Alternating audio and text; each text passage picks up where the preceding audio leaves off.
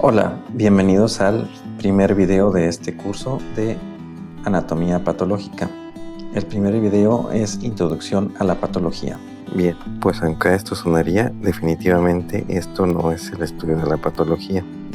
La anatomía patológica es la especialidad médica que estudia los cambios estructurales y funcionales de las células, tejidos y órganos que son la base para explicar la enfermedad. También la anatomía patológica, mediante técnicas morfológicas, microbiológicas, inmunológicas y moleculares, intenta explicar los porqués de los signos y síntomas de las enfermedades. También proporciona una base sólida para poder establecer tratamientos clínicos racionales. Es así como, sabiendo las bases patológicas, podemos determinar qué eventos ocurren a nivel celular y tisular cuando nos enfrentamos ante un estímulo, como en este caso, una lesión deportiva.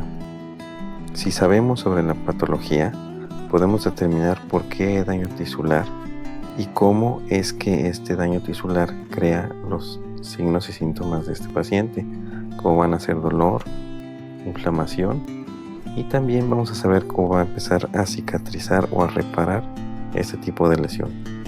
Conociendo este sustrato, sabemos que en las etapas iniciales de esta lesión, los antiinflamatorios pueden ayudar a mitigar el dolor.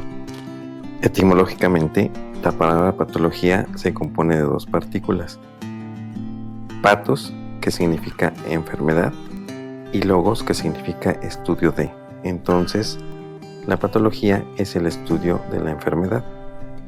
También, la patología es una materia muy importante porque es un puente entre las materias básicas de la formación del médico y las materias clínicas. La patología se divide a su vez en dos grandes ramas médicas, una denominada patología clínica y la anatomía patológica. La patología clínica es una especialidad médica que se ocupa del diagnóstico de la enfermedad basándose en el análisis de laboratorio de fluidos corporales. Estos médicos al final son encargados de dirigir laboratorios clínicos. En cambio, la anatomía patológica, como lo hemos comentado, es el estudio de la enfermedad a través del análisis de las células y de los tejidos. La anatomía patológica se puede dividir a su vez en dos grandes ramas: la patología general, la cual se va a encargar de estudiar la reacción de las células hacia los estímulos. En esta área vamos a estudiar las respuestas más generales hacia los procesos patológicos. Por ejemplo, aquí se estudia la inflamación, se estudia el sistema inmunitario, el cáncer, las infecciones, reacciones vasculares al trauma, la trombosis, etc.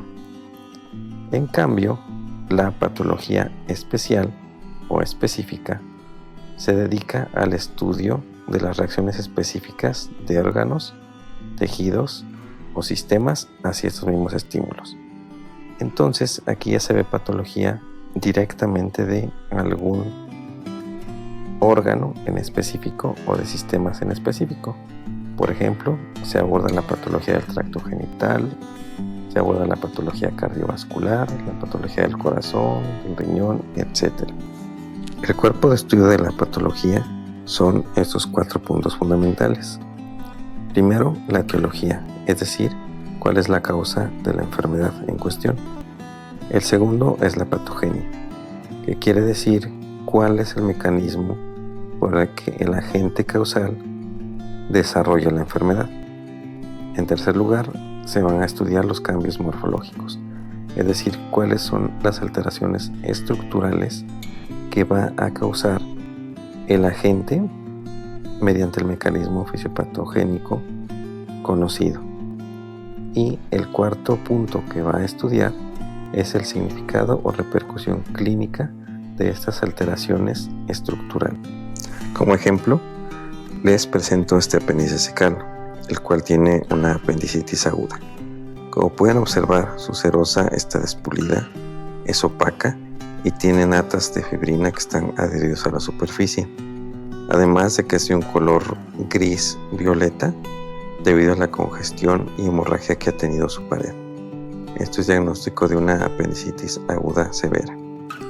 Viendo esta imagen y estos cambios morfológicos que acabamos de describir, podemos inferir que esto se desarrolló a partir de un proceso de inflamación aguda, la cual a su vez ocurrió por un fecalito que tapa la boca o desembocadura del apéndice hacia el ciego.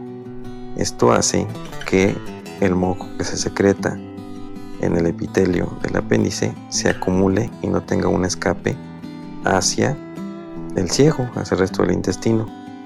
Al estarse acumulando va a empezar a distender un poco la luz apendicular. Esto va a causar compresión de la vasculatura y va a empezar a tener fenómenos de isquemia. Por otro lado, esta acumulación de moco va a provocar o va a servir como un caldo de cultivo para las bacterias luminales, las cuales van a empezar a crecer.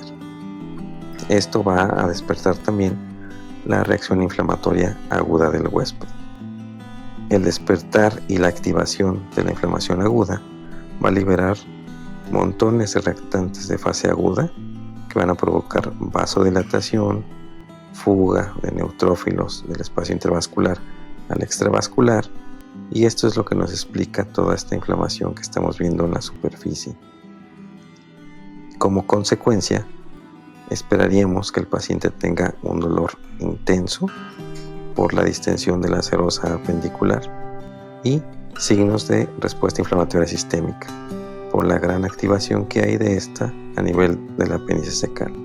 Incluso puede tener signos o datos de bacteremia. Y bien, con esto concluimos esta clase introductoria a la anatomía patológica.